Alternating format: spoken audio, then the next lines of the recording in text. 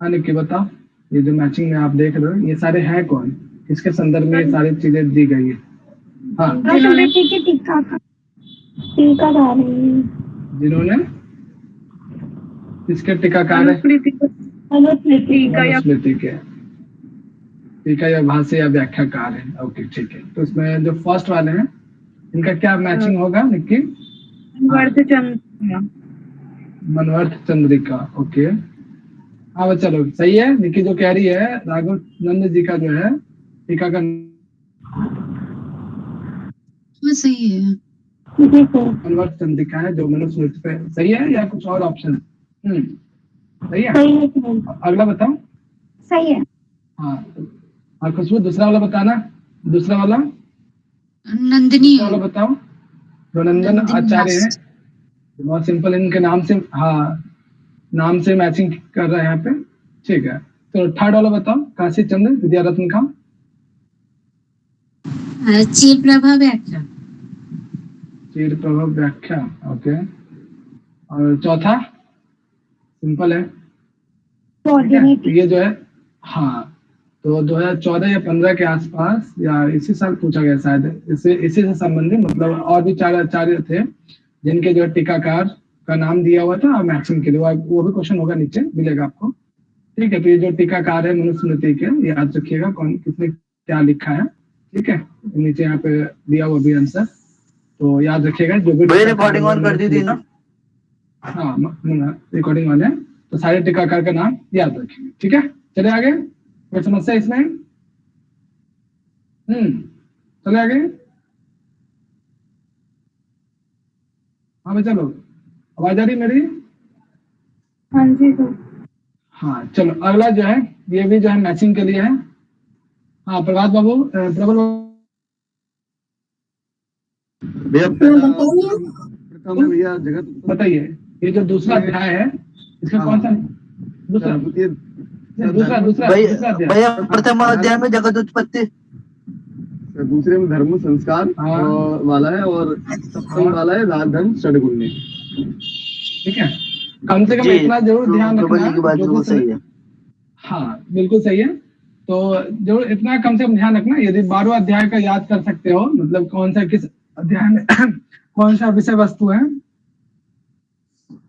उतना कर लीजिएगा कम से कम। यहाँ तो 3 ही दिया गया है ना, इसके तो चौथे अध्याय में, पंचम अध्याय में मुख्य विषय वस्तु क्या है। यदि मनुस्मृति की कोई सी पीडीएफ होगी तो उसके इंडेक्स में प्रत्येक अध्याय में क्या विषय वस्तु है वो शॉर्ट फॉर्म में दिया हुआ है। ठीक है, इसको देख लीजिएगा एक बार। ठीक है बच्चा लोग, 12 अध्याय का जो है एक एक या दो शब्दों में क्वेश्चन है जो है। हाँ बच्चे बोलो भैया, किसमें शॉर्ट फॉर्म में दिया गया है इनके जो हाँ एक मिनट बार। हाँ विशाल क्या कह रहे हो? विशाल आपकी आवाज नहीं आ रही है। हाँ प्रबल बताओ क्या कह रहे हैं? भैया कहता किसमें शॉर्ट फॉर्म में दिया हुआ है? ये कोई सी मनुस्मृति आप बुक देख लो, उसमें आपको, मेरे पास जो है चौखंबा वाली है, उसमें शिवराज आचार्य जी को, उसमें चैप्टर पढ़ने से ही समझ आ जाएगा कि उसमें किसके बारे में है। हाँ पढ़ने से भी, लेकिन सारे अध्याय को तो पढ़ नहीं पाओगे मुख्य रूप से, तो ये 3 अध्याय को पढ़ोगे, ये प्रथम द्वितीय सप्तम, उसका तो विषय वस्तु पता चल जाएगा। लेकिन जो शेष है उसके लिए आप इंडेक्स वगैरह चेक करोगे ना किसी भी मनुस्मृति के बुक को, तो इंडेक्स में मिल जाएगा कि प्रथम अध्याय में यह वर्णन है, द्वितीय अध्याय में यह वर्णन, इस तरह से। ठीक है ना, मिल जाएगा। तो कम से कम 12 अध्याय का विषय वस्तु पता होना चाहिए। ठीक है, मिनिमम तो ये तो होना ही चाहिए पता, लेकिन साथ ही साथ अन्य अध्याय का भी विषय वस्तु थोड़ा सा देख लेना जरूर। क्लियर है बच्चे ये चीजें? हाँ कोई समस्या इस प्रश्न में? भैया चले आगे। जो क्वेश्चन देखो कि ये जो 12 अध्याय हैं, ये जो 12 अध्याय हैं मनुस्मृति के, इनके क्या कोई भिन्न भिन्न अलग अलग से नाम भी है, शीर्षक भी है क्या इनके? नहीं नाम विशेष तो नहीं है, मुख्य विषय वस्तु के अंतर्गत ये सारे विषय वस्तु आते हैं। हाँ ठीक है, विषय वस्तु जरूर ध्यान रखिएगा। हाँ चलो बच्चा, ये क्वेश्चन कौन बताएगा? बस नाम बताना है, आंसर नहीं बताना है। हाँ कौन बताना चाहेंगे? और ध्यान से, कोई नहीं बताएंगे? तो कोई अपना नाम लेना नहीं चाहता? भैया मैं बताऊं? चलो विशाल बताना चाह रहे हैं, और कौन? नितिन, निहारिका, आप लोग? सर एक बता पाएंगे, वाला नहीं। एक अच्छा एक बता पाओगे, ओके चलो एक ऑप्शन बता सकते हैं। बाकी बच्चे नेहा, खुशबू, कामनी, प्रबल, हाँ जी क्या विचार है आप लोग का? भैया इसका कोई आइडिया नहीं है मुझे। अच्छा कोई आइडिया नहीं है, तो यदि प्रथम अध्याय पढ़े होगे मनुस्मृति में तो बिल्कुल आइडिया आ जाएगा। चलो हाँ नेहा, पूरा नहीं पढ़ा है। पूरा ओके, आंसर नहीं बताना, आंसर मत बताना बस। हाँ नेहा बताओगे? नहीं पता मुझे। तो फर्स्ट वाला तो असत्य लग रहा है और सेकंड वाला सत्य। अरे सिलू रुको रुको रुको रुको, सर हम नहीं बोल रहे। अच्छा कौन बोल कोई रहा? और अच्छा है। काम नहीं बोल रही है, अच्छा अच्छा जी हाँ हाँ। खुशबू क्या लग रहा है आप नहीं, लोग को? दोनों नहीं मुझे लग तो रहा है? कुछ नहीं सत्य लग रहा। दोनों असत्य लग रहा है, अच्छा ठीक है। हाँ अब विश्वजीत और भूमि क्या विचार है आप लोग का? सर ऊपर वाला का नंबर तो सही है। अच्छा सही लग रहा है? हाँ, ब्रह्मा सर्वलोक पितामह इति मनुष्य सही है। हाँ ठीक, और दूसरे वाला? ब्रह्मपुत्र सर पढ़ा नहीं। अच्छा हाँ चलो, अब कोई अपनी स्वेच्छा से बताना चाहेंगे इसका सही आंसर क्या होगा? दोनों सत्य है या असत्य या एक सत्य या भैया एक इसका असत्य? भैया इसका जो है ना, जो डी वाला है, जो डी वाला वो तो असत्य है, क्योंकि ये ब्रह्मसूत्र में नहीं है, ये मनुस्मृति में ही है। और ऊपर वाला दोनों मेरे ख्याल quotation? से असत्य लग रहा है, तो मुझे नहीं, मुझे इसका जो आंसर लग रहा है ना वो है ये सी, का सत्यम खा सत्यम। नहीं सॉरी सॉरी सॉरी, सी नहीं, सी नहीं, सी नहीं, सी नहीं, अच्छा सी, डी, अच्छा डी, डी। विशाल के अनुसार तो सी है। बाकी बच्चों सर ये आप लोग क्या लगाएंगे? D sir. डी लग रहा है? डी एस का डी, डी भैया डी है, सबका यही विचार? आंसर डी है भैया मैं तो बी लगाऊंगा। प्रबल बी लगा रहे हैं, हाँ मैं सत्यम। अच्छा बी, ओके और बच्चे? मेरा ए कर लीजिए सर मेरा आंसर डी है। भूमि ये कह रहा है डी वाले, हाँ और कोई अपने? मेरा भी डी है भैया इसमें अगर डायरेक्ट देखेंगे तो मनुस्मृति ग्रंथे उपलब्धते लिखा हुआ है, तो फिर ए वाला सही होगा। पर ब्रह्मसूत्र लिखा है डायरेक्ट नीचे, ब्रह्मसूत्र तो कोई कोटेशन है नहीं। अच्छा अच्छा तो बताओ काम ने, दोनों सही है दोनों गलत है, एक सही एक गलत? हाँ भैया अगर लास्ट का देखो, लास्ट वाले वर्ड्स देखो तो ऊपर वाला सही है, नीचे वाला गलत है। और अगर आगे वाले देखोगे तो फिर ऊपर वाला गलत है और नीचे वाला सही है। यहाँ पे अभी आप लोग को इसलिए लग रहा है ना कि मनुस्मृति का प्रथम अध्याय आज पढ़ने के लिए आने के लिए कहा गया, तो तब ऐसा लगा है ना।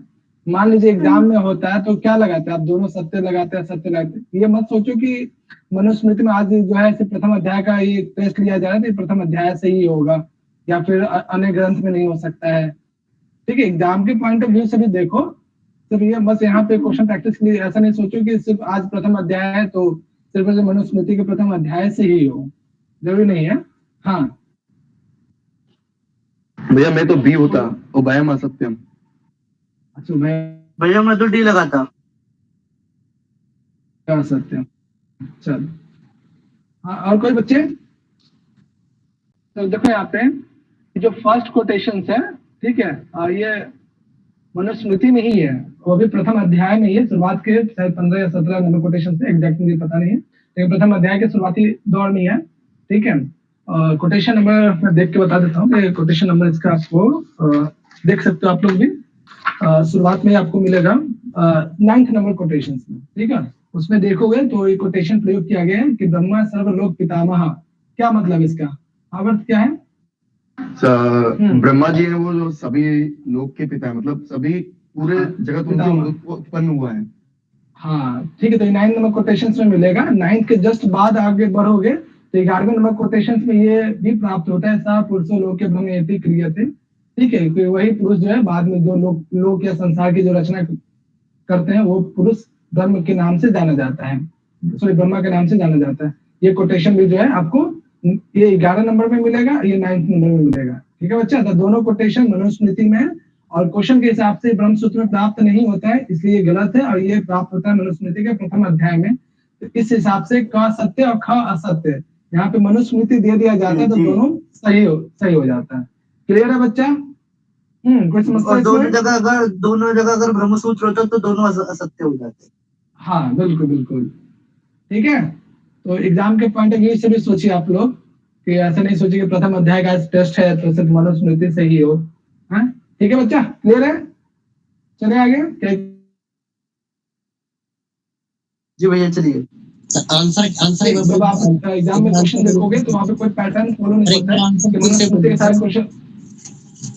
आंसर डी बच्चा, डी का सत्य है और ख असत्य है, क्योंकि ब्रह्मसूत्र में प्राप्त नहीं होता, ये मनुस्मृति में ही प्राप्त होता है। दोनों कोटेशन मनुस्मृति में ही प्राप्त है। क्लियर है सबको? कोई समस्या? हाँ बच्चा आगे बढ़े। हाँ ना बोलते रहे आप लोग ताकि आगे बढ़िए। बना रहे कि आप लोग।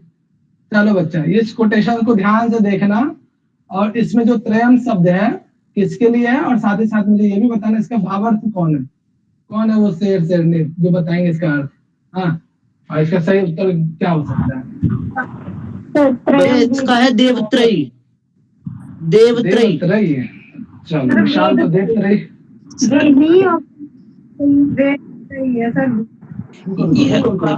भैया ये वेद त्रयी है सर इसमें जो ना ब्रह्मा ने मतलब क्योंकि हेलो सर।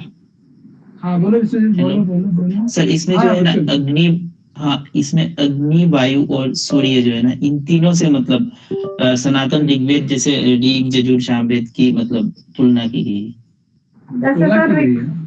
वेद की उत्पत्ति बताइए। है सर, मतलब बताया गया के प्रकट होने से ये सूर्य की नहीं सॉरी ऋग्वेद से सर अग्नि और जैसे ना यजुर्वेद से वायु और उसके बाद एक बोला सर जो है ना सर सामवेद से सूर्य। अग्नि से ऋग्वेद और वायु से यजुर्वेद और शाम से सूर्य। अरे सूर्य से सामवेद। ठीक है, तो बच्चा ध्यान रखना है कि इसमें ये कोटेशन जो है, ठीक है, ब्रह्मा ने क्या किया कि अग्नि से जो है ऋग्वेद की उत्पत्ति की, वायु से यजुर्वेद की और सूर्य से जो है आपके जो है सामवेद की जो है उन्होंने सृष्टि की। ठीक है, तो यहाँ पे जो त्रयम शब्द है ये जो है वेद त्रय की बात की जा रही है यहाँ पे। ठीक है बच्चा, ध्यान रखना, काफी इंपॉर्टेंट कोटेशन है इस बुक में। क्लियर है चीजें? समझ में आया सबको? यहाँ पे देव त्रय नहीं है, नहीं वेद त्रय है, नहीं गुण त्रय, यहाँ पे वेद त्रय है त्रयम के लिए। ठीक है बच्चा? हाँ ये चीजें, कोई समस्या इसमें? चले आगे, समझ में आ गया ना? और ये कोटेशन किस ग्रंथ में वर्णन है और किस अध्याय में वर्णन? मनुस्मृति के किस अध्याय में? प्रथम अध्याय। तो ब्रह्मा ने अग्नि से किस वेद की रचना की? वायु से यजुर्वेद और अभिवेद से हाँ, तो ये भी अरेंज करने के लिए यहाँ यहाँ से भी अरेंज करने के लिए भी दिया जा सकता है। ठीक है, अरेंज फॉर्म में भी क्वेश्चन अगर बनाया जाए तो आगे के कोटेशन में मतलब नीचे एक और कोटेशन दिया होता है जिसमें वो वर्णन करते हैं कि अग्नि से कौन से वेद की रचना की गई है। क्लियर है? चले आगे। सर अविभ्यस मतलब सूर्य होता है? हाँ चलो, ये क्वेश्चन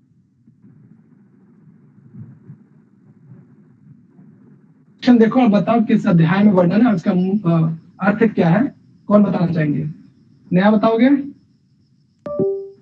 प्रथम अध्याय में। नया क्या विचार है आपका? प्रथम अध्याय में। भावार्थ क्या है इसका? भावार्थ क्या है? सर इसमें ना वो जो ब्राह्मण आदि का वर्णन मतलब सृष्टि किस तरह से जो वर्णों का जो सृष्टि हुई चतुर्वर्ण सिस्टम जो सर वही वाला यहाँ पे है कि तू ब्राह्मण क्षत्रिय वैष्णव शूद्र। बोलो सही जा रहे हो? निर्व्याज सर तो ये प्रथम अध्याय से ही होगा क्योंकि उसी में वर्णन है इसका। मतलब कि संसार की भैया ये प्रथम अध्याय में जगत सृष्टि का वर्णन है तो वहाँ वर्ण उत्पत्ति का वर्णन है। जैसे मुख से ब्राह्मण और भावों से क्षत्रिय और ये जो जंगा से वैश्य और पात से शूद्र, इसका वर्णन किया गया है। ठीक है, चलो बहुत बढ़िया। तो इसके मतलब चलते इनके पुरुष सूक्त में कामों का भी वर्णन सर, किया गया है। पुरुष सूक्त में भी तो एक वर्णन इसी प्रकार से है। हाँ है, लेकिन कोटेशन ये नहीं है ना, भावार्थ भले वहां पे भी है इसी प्रकार का, लेकिन ये कोटेशन मनुस्मृति के प्रथम अध्याय में।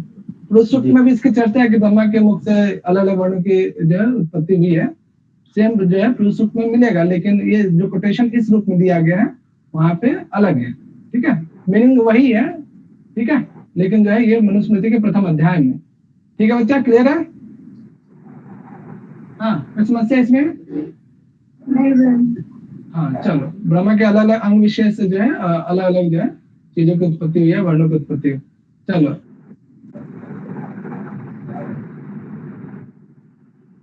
हाँ, यहाँ पे जो फिल इन द ब्लैंक्स करना है और मीनिंग बताने की कोटेशन कहना क्या चाहता है। चलिए पहला क्वेश्चन इला, बाकी बच्चे देखिए इसको गौर से। हाँ इला, चलो इला बताओगे?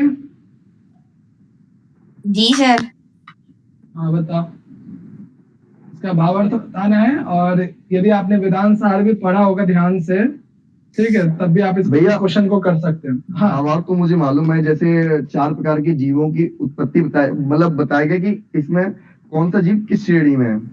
जैसे जो उद्भिज होते हैं वो धरती को फाड़ के उत्पन्न होते हैं, ठीक है। अंडज जो अंडे से जन्म लेते हैं, जरायु जो जरा होता है उससे अपने समान। हाँ हाँ, और सुवेदक जो पसीने वगैरह से उत्पन्न होते हैं।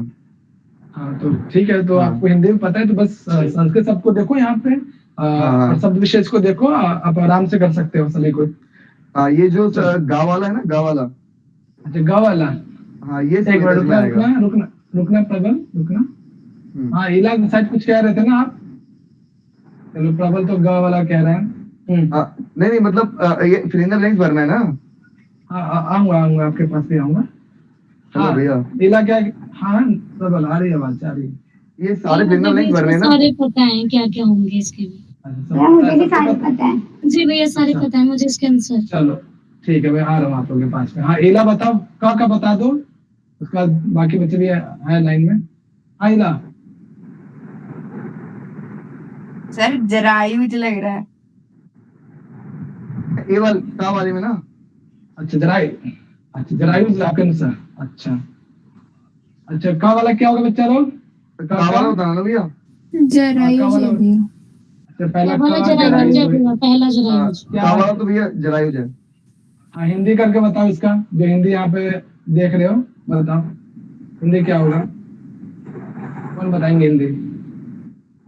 ये भैया जो पशु है, हाँ मृग है, व्याल से तात्पर्य यहाँ शायद, और गाय हो गया, भैंस हो गया, ठीक है, उनके उभयता। हाँ वो पहला बारी बारी से बच्चा, बारी बारी से, दो एक साथ बोलोगे तो मैं सुन नहीं पाऊंगा। हाँ आप बोलो,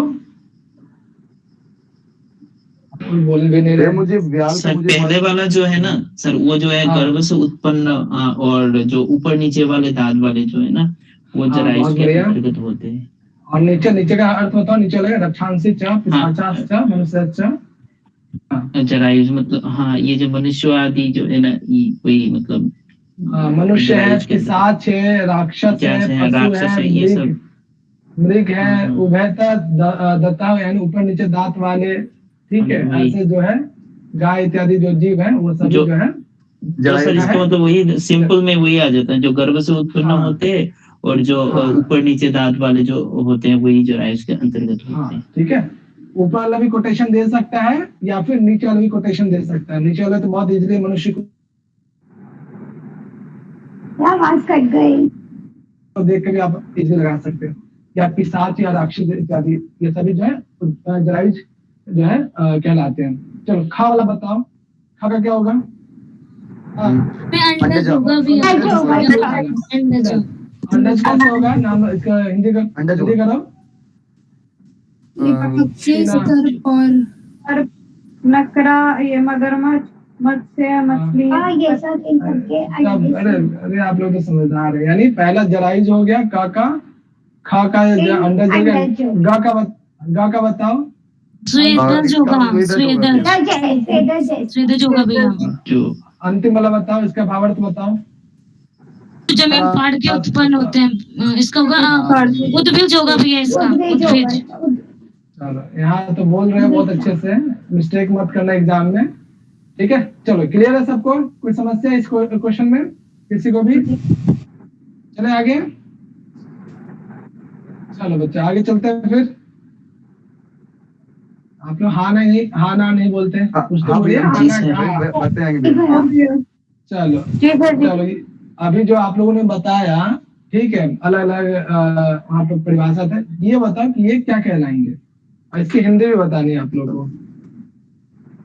सर अपुष्पा जो पुष्प नहीं है पर फल प्रदान करते हैं तो वनस्पति कहा जाता है। और नीचे का मतलब है पुष्पिणा फलिनाश इव, मतलब ऐसे पौधे जिसमें पुष्प भी प्राप्त होते हैं और फल भी प्राप्त होते हैं, उन मतलब उसको वृक्ष कहा जाता है। तो वृक्ष और वनस्पति के अंतर बताए हैं इसमें देखा जाए तो। चाहे वो वृक्ष कहलाते हैं। हाँ तो ये जो किस संदर्भ में आते हैं, स्वेदा जो बीजा जराई दिया अंडज, क्या कहलाएंगे? ये उद्भिज है। ये किसके अंतर्गत आएंगे भैया? उद्भिज कहलाएंगे भैया। ये जाएगा भाई। उद्भिज। बहुत, हाँ बहुत सुंदर, ठीक है। ये कोटेशन भी देख के पूछा जा सकता है, या फिर ठीक है ये किसके अंतर्गत आएंगे, तो उद्भिज के अंतर्गत ही आएंगे, या फिर इसको फिर द ब्लैंक के फॉर्म में यहाँ पे वनस्पति दे दे, हटा दे, या वृक्ष हटा दे, ठीक है। तो दोनों तरीके से ध्यान रखिएगा, ठीक है। क्लियर है इसका भावार्थ, क्या कहना चाहता है ये? जी भैया। कोई समस्या इसमें? नहीं जी भैया। आगे चलो आगे चलते हैं। पता चल बोलो किसको कहते हैं? क्या कह रहे हो? मैं कह रही हूँ सर इस कोटेशन से ना पता चला कि वनस्पति को एग्जैक्ट को कहते हैं। हाँ बिल्कुल, अब वृक्ष को वृक्ष क्यों कहते हैं, बिल्कुल बहुत सुंदर। चलो ये जो क्वेश्चन देख रहे हो अगला, चलो खुशबू बताओ, इसमें जो 8वां क्वेश्चन है, सपद किसके लिए प्रयोग किया गया है और इसका भावार्थ भी बताना है। हाँ खुशबू। हाँ, ब्रह्मा के लिए। हाँ ब्रह्म के लिए, ब्रह्म तो है ही नहीं शब्द। ब्रह्मा नहीं है। हाँ ब्रह्मा है, ब्रह्म नहीं है। हाँ क्या भावार्थ है खुशबू? ये भावार्थ नहीं आता है मुझे। कोशिश करो। यदा स देवो जागृति, वह देवता या वो देव जब जागते हैं, तद इदम चेष्टते जगत, तब वो जो जगत है संसार चेष्टा करता है, गतिशील करता है। भावार्थ सिंपल है, कोशिश करो। जब भी कुछ भी भावार्थ करने ना आए तो जो पद विशेष है उसको देखो कि क्या उसका भावार्थ हो सकता है, हिंदी क्या हो सकता है एक पद का, सबको फिर अरेंज कर लो, ठीक है। हाँ कौन करना चाहेंगे इसको? उसको ध्यान से सुनना। हाँ नेहा करोगे इसका हिंदी? नेहा गायब हो गई। मुझे इसकी हिंदी पता है थोड़ी थोड़ी। अच्छा थोड़ी थोड़ी है, बता दो, बताओ। भैया इसमें ना उस बात का जिक्र है कि जब सारे देवतागण मनु के पास जाते हैं, जब वो ध्यान की अवस्था में होते हैं, मतलब वो सोचते हैं कि वो कुछ ना तो सोच रहे हैं ना कुछ, और वो आराम से बैठे हैं, तो क्यों ना हम मनु के पास चलते हैं। अपनी जो उनके मन में वो होता है मतलब मन जो है उनका ये सोचता है कि कैसे उत्पत्ति हुई सृष्टि की, ये धर्म जो वर्ण है वो कैसे बटा, तो ये सारी चीजें पूछने के लिए वो मनु के पास जाते हैं देवतागण। तो उसी बात का यहाँ पे जिक्र है, जागृति तदेदम चेष्टे ते जगत, इससे मुझे पता चला थोड़ा सा। अच्छा तो हिंदी बता दो दोनों लाइन का। आपने तो संदर्भ बता दिया, हिंदी क्या हो सकता है इसका? भैया इसकी हिंदी एग्जैक्ट नहीं पता, पर इसका आंसर भी पता है मुझे। आंसर तो पता ही होगा। कौन हिंदी करना चाहेंगे? हिंदी कौन करना चाहेंगे? नितिन करोगे? क्या करूं? हाँ बिल्कुल नितिन करो। मतलब यहाँ पे ब्रह्मा से है, जब ब्रह्मा देवो जागृति, मतलब देव को जगते हैं या खुद भी वो देव ही माने जाते हैं और जगते हैं इस टाइप से। तद इदम चेष्टते जगत, उस टाइम पर चेष्टते जगत जो है, चेष्टते से हम सब क्रियाशील कह सकते हैं, क्रियाशील एक्टिव। हाँ ठीक है। हो जाता यदा स्वपिति और जब ये जो ब्रह्मा जी हैं वो सो जाते हैं, शांत आत्मा, तब सब कुछ, जो सारी आत्माएं सब कुछ की जो है वो शांत हो जाता है। तदा तब सर्वम निमीलते, सब कुछ वो हम एक जगह आके सब कुछ विलीन हो जाता है, ये सब टाइप का। उसमें लीन हो जाते हैं, विलीन हो जाते हैं। बहुत सुंदर लिखी। ठीक है, तो देखो बच्चे, जब भी क्वेश्चन ना समझ में आए भैया मुझे कि भावार्थ, क्या विशाल, स्क्रीन नहीं दिख रही थी, अब दिखने लगी। क्या कह रहे हो? स्क्रीन शो नहीं हो रही थी, अब शो हो रही है। अच्छा, ठीक है। तो वही है, ठीक है, कि जब भी क्वेश्चन ना समझ में आए तो जो भी पद उसमें प्रयोग किया गया ना उसको देखो और कोशिश करो कि उसका क्या अर्थ निकल सकता है। ठीक है, क्योंकि शब्द विशेष बहुत ही सिंपल सिंपल शब्द है और कोशिश कीजिए उन शब्दों को अरेंज कर देने के लिए। ठीक है, अरेंज कर लोगे तो काफी हद तक आप उसका हिंदी भावार्थ समझ पाओगे और उसके सही उत्तर तक भी जा सकते हो। तो इसका मतलब यहाँ पे सब पद किसके लिए है? ब्रह्मा के लिए है। ठीक है, कि ब्रह्मा जो है जब भी वो देवता जो है जब जागृत अवस्था में होते हैं तभी जो है सारा संसार जो है गतिशील हो पाता है, एक्टिव हो पाता है। जब वो सो जाते हैं अर्थात अपने नेत्र को बंद कर लेते हैं तो सभी आत्माएं जो है उन्हीं में क्या विलीन हो जाती है, लीन हो जाती है। ठीक है, तो यहाँ पे जो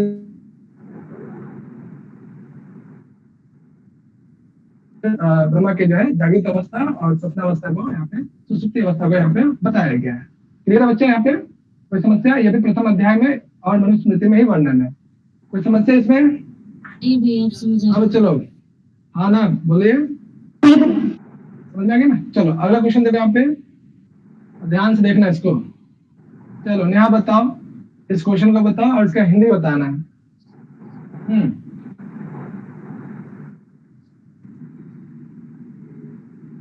हाँ नेहा, मनुस्मृति में इसका वर्णन है। मनुस्मृति अच्छा, लेकिन यहाँ पे जो क्वेश्चन है वो बताओ, शास्त्रम, धर्मशास्त्र होगा सर। मनु क्या है? ब्रह्मा ने सर धर्मशास्त्र है इसका, धर्मशास्त्र आएगा इसका। धर्मशास्त्र है। ठीक है, तो इसका हिंदी बताओ, हिंदी क्या है? हिंदी क्या होगा? और साथ ही साथ यहाँ पे माम शब्द किसके लिए प्रयोग आया है, अहम शब्द किसके लिए प्रयोग, यह भी बताना है।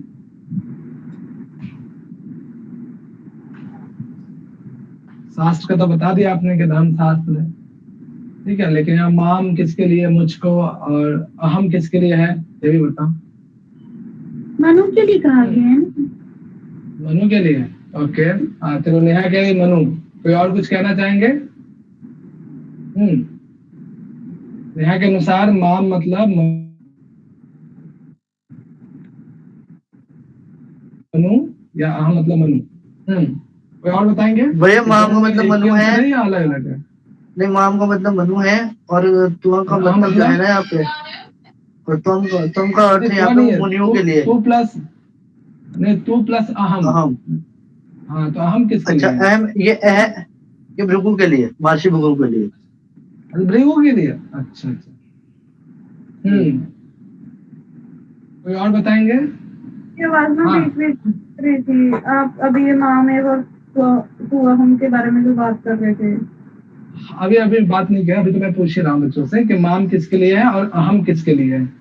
हाँ, कौन बताएंगे? बताओ चलो, अहम और माम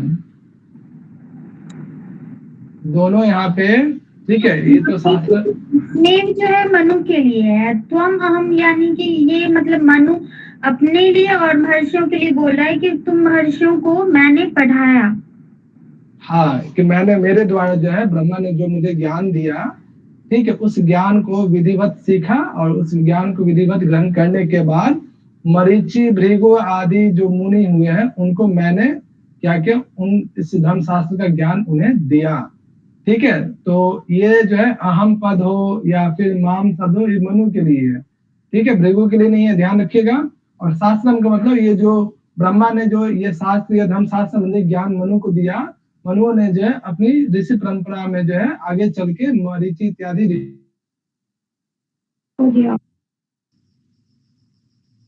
सर ज्ञान को प्रदान किया। ठीक है, तो ध्यान रखिए शास्त्र का मतलब यहाँ पे धर्मशास्त्र की बात की जा रही है। हाँ बोलो बच्चा। और माम और आम जो है यहाँ पे मनु के लिए आए। क्लियर है चीजें, कोई समस्या? हाँ विष्णु जी बोलो बोलो। नहीं सर, थोड़ा ब्रेक हुआ था आवाज आपकी। कोई नहीं सर, अभी ठीक है। अच्छा ठीक है, तो हाँ ध्यान रखना कि माम शब्द और अहम शब्द जो है सन्धि विच्छेद करोगे ना तो 2 + अहम आएगा, तो अहम और माम दोनों मनु के लिए आया, और शास्त्र के लिए जो है यहाँ पे धर्मशास्त्र की बात की जा रही है। क्लियर है, कोई समस्या इसमें? क्लियर है भैया। नहीं भैया है ना। और ये ग्रंथ किस ग्रंथ में वर्णन होगा? मनुस्मृति धर्मशास्त्र। ठीक है, चलो ये क्वेश्चन है आप सभी से, ऐसा ही कुछ है। इदम शास्त्रम विद्या स्थानम वैयाकरणम। चलो बच्चा, यहाँ पे इदम शास्त्र किसके लिए है? ऑप्शन आप यूजीसी नेट जाकर सिलेबस में कोई सा भी ग्रंथ ले सकते हो। यहाँ पे इदम शास्त्र किसके लिए? नहीं रुको। ठीक है। हाँ कोई और?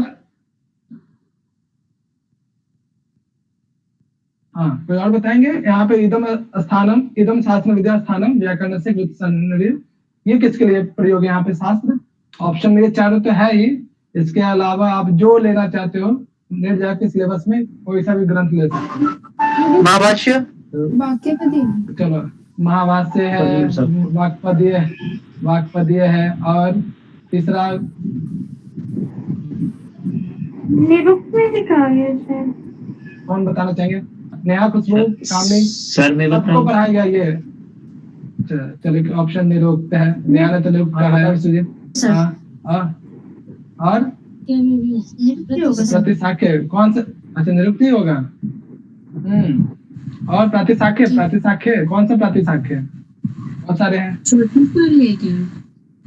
क्या ठीक है? ज्योतिष भी है। हाँ और कुछ? कोई और ऑप्शन कहेंगे?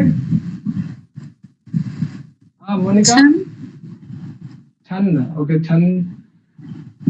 हाँ कोई और बताएंगे? मोनिका बताओ।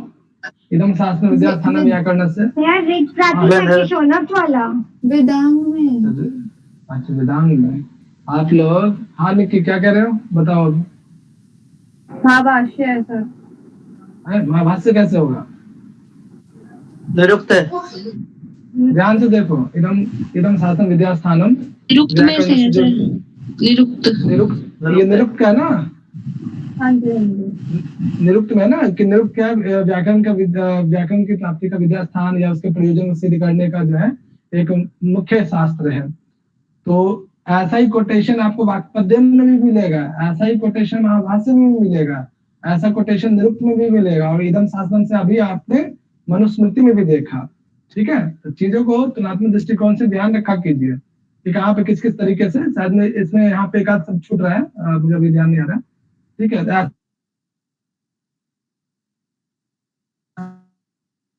कुछ कोटेशन ऐसे भी ध्यान रखा कीजिए। क्लियर बच्चा? कोई समस्या है इस क्वेश्चन में?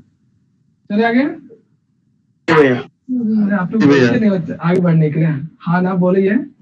चलो हाँ ये जो है कुछ क्वेश्चन यहाँ पे जो प्रीवियस ईयर के क्वेश्चन पूछे गए थे प्रथम से संबंधित है, उसके यहाँ पे कुछ 2-4 क्वेश्चन है यहाँ पे।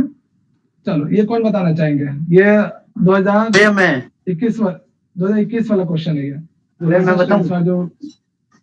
बताऊं? सुजाता जी आप बताइए। सुजाता को मौका दिया। हाँ सर यहाँ पे तमम होगा लास्ट वाला ऑप्शन। तमम इदम नहीं तो जी सर। ज्ञान नहीं तमम नहीं यहाँ पे जगह इदम होगा भैया। अज्ञानम इदम होगा सर। जगह। अच्छा प्रबल तो ये कह रहा है, सुजाता ये कह रही है। हाँ आगे सर 2 ऑप्शन छूट रहा है। आप रुको। हाँ प्रभात सर ये यूजीसी में था, ये डीयू में था। ये यूजीसी वाला है 2021 वाला क्वेश्चन। और बताओ प्रबल जगह। और ये मैं कहता चौथा ये चौथा विशाल ने कहा। हाँ बाकी बच्चों नेहा, खुशबू, निकी, नितिन, आप लोगों का क्या विचार है? जगत इदम। अच्छा चलो, नितिन तो जगत इदम में जा रहा है। हाँ निक्की, खुशबू, नेहा, मोनिका। सर मुझे नहीं याद आ रहा है, जगत या ज्ञान होना चाहिए। जगत इदम आएगा सर इसमें। जगत या ज्ञान, ओके। तो किस पर जाना है? कोई एक ऑप्शन चूज करना है। जगत इदम में जाना है। हाँ अच्छा, मान लो क्या अभी क्वेश्चन पुट करना है, क्या लगाना है? खुशबू, नेहा, निक्की तो अभी सोच रही है। हाँ खुशबू, नेहा। क्या मैं इसका भावार्थ भी बता सकता हूँ? हाँ एक मिनट, चलो नेहा तो इसमें। हाँ खुशबू। जी अज्ञान इदम। अच्छा अज्ञान नहीं, क्यों अपने दोस्त के साथ नहीं जाना है? नेहा ने तो जगत इदम बोला है। सर मेरा भी नहीं, अच्छा जगत ही। चलो निक्की भी देखो, जगत वाले में ज्यादा बच्चे जा रहे हैं। मोनिका और छप्पीकुल, क्या विचार है? भैया लेकिन जगत इदम मेरा ही माना जाएगा, क्योंकि सबसे पहले मैंने ही बोला था। हाँ ठीक है, जगत इदम आएगा फिर। जगत इदम। मोनिका ऐसा मत सोचो कि जिसमें ज्यादा बच्चे थे आप इसलिए आंसर लगा दे। ऐसा नहीं है सर, मैं उसकी कॉपी नहीं कर रही हूँ। मेजोरिटी इधर जा रही है तो इधर नहीं जाना है। जरूरी नहीं कि सही हो, गलत भी हो सकता है।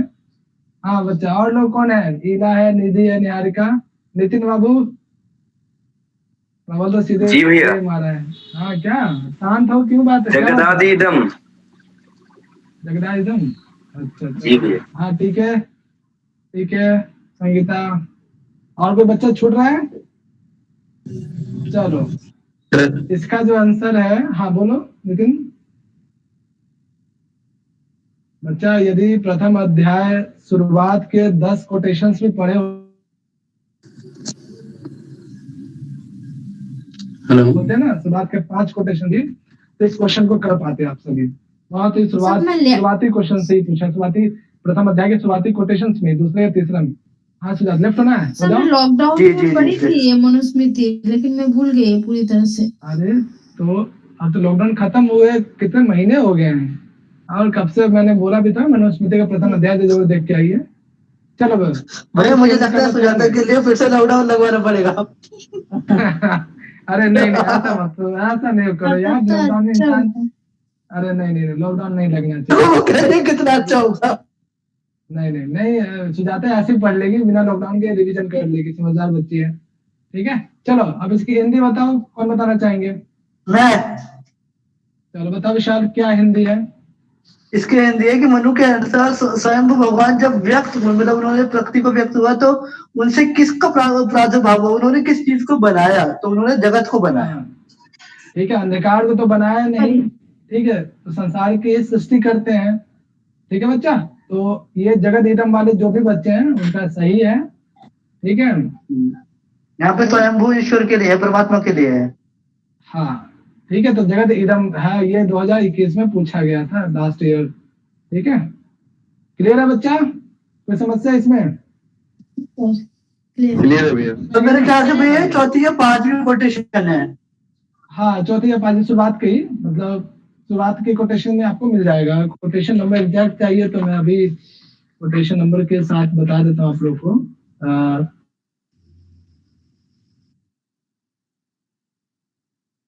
शुरुआती 3 है, हाँ ये छठे में है।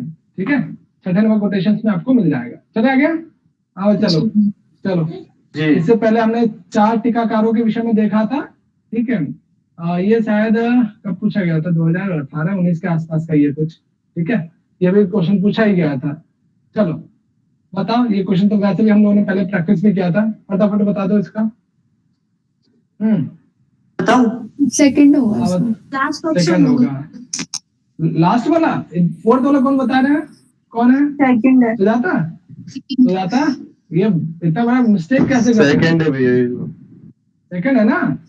देखो सुजाता, जल्दीबाजी बिल्कुल जी भैया। ठीक है, ये गलती एक क्वेश्चन से बहुत इंपॉर्टेंट है, एक नंबर। ठीक है, तो ये सेकंड वाला इस हिसाब से, इसके विषय में तो आप जानते ही होंगे ये कौन है।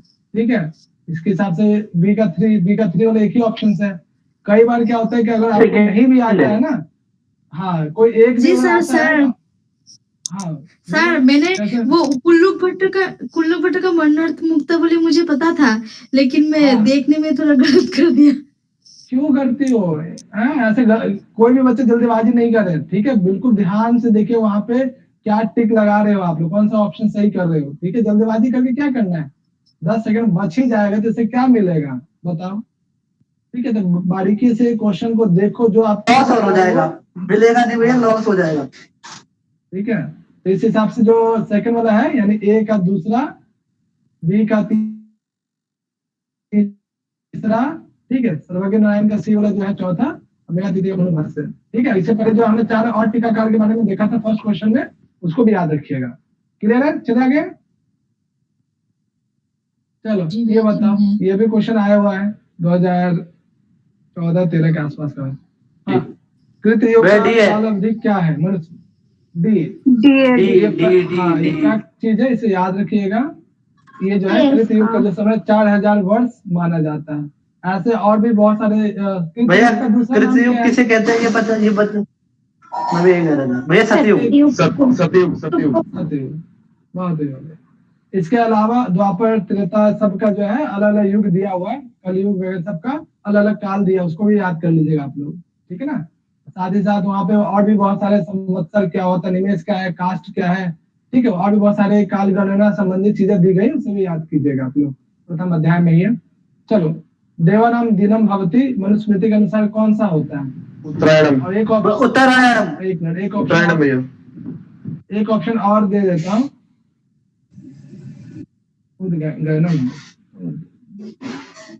मान लीजिए एक ऑप्शन ये भी है, ठीक है, और अब क्या क्या लगाते हैं आप लोग, सही उत्तर क्या क्या होता है?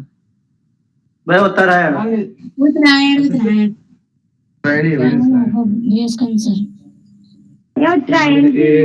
बी सी और ए, तब क्या लगाते हैं? ए बी सी और ई।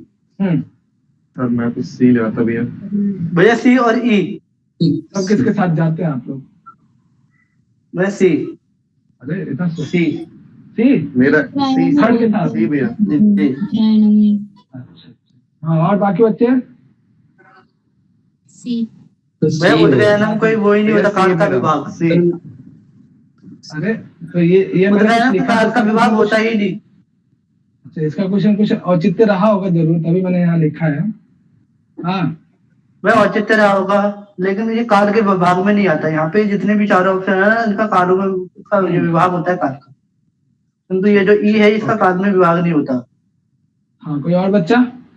मोनिका, नीतू, नेहा, खुशबू, निक्की, नितिन, हाँ, क्या लगाओगे? मान लीजिए ये ई ऑप्शन भी है, इस हिसाब से ये 4 ऑप्शन आपको दिया गया, क्या लगाओगे? सर सी एंड ई वाला लगाएंगे, जैसा कि आपने बोला, इसका भी कुछ अच्छा, सी और ई वाला, ओके, ठीक। और निक्की तो ये कह रही सी और ई, और नेहा, खुशबू, मोनिका? के बारे में मैंने नहीं पढ़ा है, इसलिए मैं सी ऑप्शन ही लगाऊंगी। अच्छा, सी ऑप्शन सुना दे। किसी के पास बुक है? किसी ने बुक ओपन कर रखा है? किसी के पास पीडीएफ है ना? चलो 67 नंबर कोटेशन निकालो, 67 या 69, रुक जाओ बता रहा हूँ। जिसके पास भी एक बार बुक निकाल के देखो, और कोटेशन नंबर दूसरा अध्याय क्यों लिख दिया? 69, एक मिनट, हाँ 67 देखो, कोटेशन नंबर 67 देखो और बताओ।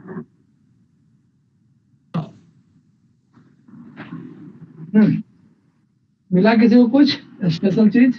67 कोटेशन प्रथम अध्याय, जिसके पास भी पीडीएफ फाइल में है उसको देखो, 67 नंबर कोटेशन में। अब बताना आंसर क्या हो सकता है, ऑप्शन और क्या क्या दिया जा सकता है। हाँ, नीचे पढ़ो। अहस्तत्रोद्गयनम रात्रि सया दक्षिणाए नम। हाँ, तो क्या मतलब हुआ? नीचे इसकी हिंदी देखो, और भी कोई बच्चा देख लो उसको, कोटेशन को 67। अब ब्रह्मा जी के दिन रात तथा चारों युगों का जो परिमाण है उसे आप लोग एक एक करके कर्मशः संक्षेप में समझिए। तो बच्चा ध्यान रखना, मूल कोटेशन जो है, हाँ मूल कोटेशन जब आप पढ़िएगा देखिएगा 67 नंबर, तो वहां पे उत्तरायण के लिए मूल कोटेशन में उद्गैनम शब्द दिया गया है, और दक्षिणायन के लिए दक्षिणायन शब्द तो दिया हुआ ही है, उत्तरायण के लिए उद्गैनम शब्द दिया गया वो भी है।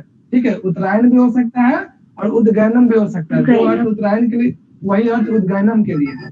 ठीक है बच्चा, समझ रहे हो ना ये चीजें? मान लीजिए उत्तरायण शब्द ना हो, उसके स्थान पर उद्गैनम दे दिया जाए, तो फिर आप लोग क्या करेंगे? या जो ऑप्शन अभी सी और ई दे के दिया गया है, दो क्वोटेशन आते ही, अब दो ऑप्शन साथ वाला। ठीक है, तो ऐसे भी बनाया जा सकता है क्वेश्चन। क्लियर है बच्चा? तो उद्गैनम या उत्तरायण एक ही अर्थ है। उद्गैनम संस्कृत शब्द है, उत्तरायण संस्कृत शब्द है। चीजें समझ में आ रही है? हाँ 67 नंबर कोटेशन में आपको मिल जाएगा, देखिएगा वहां पे बुक पीडीएफ फाइल में या फिजिकल फाइल जो भी हो। चलो ये बताओ इसका क्या अर्थ है, और इसका अर्थ क्वेश्चन सही आंसर क्या होगा? सर बी होगा। बी शुक्ल पक्ष। ओके, हाँ कोई और क्षतिपूर्ति के अतिरिक्त?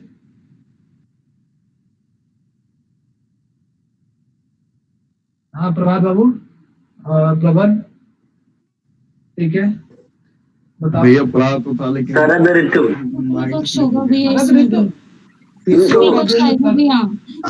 शुक्ल पक्ष आएगा। ऋतु तो कभी आएगा नहीं बच्चा। ठीक है, पितरों का जो है दिन रात्रि, शरद ऋतु कभी ऋतु तो होगा ही नहीं, ये ऑप्शन तो ऐसे गलत हो जाएगा। संवत्सर भी नहीं होगा। ठीक है, एक दिन कृष्ण पक्ष होगा और एक रात शुक्ल पक्ष होगा। हाँ ठीक है, तो देखो एलिमिनेशन मेथड के द्वारा भी आप हटा सकते हैं कि पितरों का दिन तो वैसे भी शरद ऋतु हो नहीं सकता, संवत्सर तो बहुत बड़ा युग होता है। ठीक है, तो हो ही नहीं सकता, बात आ जाएगी बस शुक्ल और कृष्ण पक्ष के विषय में। थोड़ा बहुत लौकिक ज्ञान होगा तो ऐसे भी आप कर सकते हैं। चलो कृष्ण पक्ष या शुक्ल पक्ष? शुक्ल पक्ष। शुक्ल पक्ष। ठीक है बच्चा, तो याद रखिएगा, ये मिल जाएगा मनुस्मृति में ही, प्रथम अध्याय में ही है। ठीक है, शायद 69 या 63 का। हेलो देखना मिल जाएगा आपको। 66 है। हाँ हेलो हेलो, हाँ लिखिए, बोलो। सर अभी मेरे को ना बीच में 66 है ना? हाँ है, तो अभी जो आप ये उद्गयन और उत्तरायण बोल रहे थे, वो आप उत्तरायण की संस्कृत उद्गयन है ये बता रहे थे क्या? हाँ जी बिल्कुल। उत्तरायण के लिए उद्गयनम शब्द भी प्रयोग किया गया है मनुस्मृति के 67 नंबर कोटेशंस में। ठीक है, हाँ ये वाला क्वेश्चन समझ में आया? जी भैया। ये वाला पितरों का जो रात्रि कब होता है? शुक्ल पक्ष। जी ये किसमें? ये 66 नंबर कोटेशन में हो, प्रथम अध्याय के 66 में ही, पितरों का जो रात्रि शुक्ल पक्ष कहलाता है। हाँ क्लियर है? बोलो बच्चा। जी भैया क्लियर है। चलो अंतिम क्वेश्चन बताओ। खुशबू इसकी हिंदी करो। खुशबू भी कहेगी मेरे पीछे ही पड़े हुए, जब देखो हिंदी हिंदी। हाँ खुशबू हिंदी नहीं, हिंदी नहीं होगी। शब्द क्या क्या दिख रहा है आपको? क्या क्या शब्द आपको लग रहा है कि एक शब्द आपने पढ़ा हुआ है, देखा हुआ है? ये सुख दुख समन्विता। सुख दुख समन्विता, सुख दुख उनको महसूस होता हो। आगे और क्या क्या शब्द है जो लगता है कि आप लोगों ने देखा है, समझा है, सुना है? तमस भी पढ़ा है जो पढ़े हुए हैं इसमें तो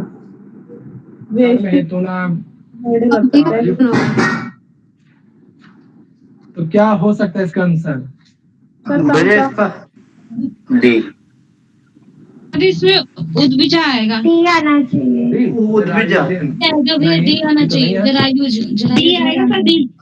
जरायुज नहीं, जरायुज नहीं है, जरायुज नहीं है भैया। उद्भिजा उन्हें कहते हैं ना जो मतलब पेड़ पौधे इत्यादि होते हैं।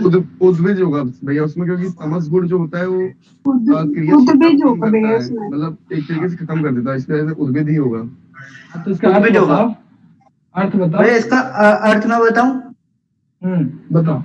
इसका अर्थ है कि जो लोग मतलब जिनमें अपने कर्म के हेतुओं से, अपने कर्मों के कारण से जो जिनमें तमोगुण प्रधान होता है, यानी कि जिन्हें तमस योनि में जिन्हें जन्म मिलता है, उनको सुख दुख भोगने के लिए, सुख दुख को समन्वय करने के लिए किस उसमें योनि में भेज दिया जाता है। अच्छा ठीक है, देखो इसमें क्या कर्म हेतु ना, कोई और इसकी हिंदी करना चाहेंगे? विशाल ने थोड़ा बहुत ठीक किया है। और कोई हिंदी करना चाहेंगे? देखो यहाँ पे कर्म हेतु ना, अलग अलग कर्मों के परिणाम के कारण और तमसा बहुरूपेण, और तमस गुण के अधिकता होने के कारण, ठीक है, अंतः संज्ञा भवंती, और ये जो है पृथ्वी के अंदर रहते हैं, ठीक है, और अंदर रह के ही सुख दुख समन्विता, सुख दुख को अनुभव करते हैं, ठीक है। यानी ऐसा कौन है जो अलग अलग पूर्व जन्मों के कर्मों के कारण, ठीक है, और तमस गुण की अधिकता के कारण वो पृथ्वी के अंदर ही निवास करते हैं, इसलिए उनको अंतः संज्ञा कहा गया है।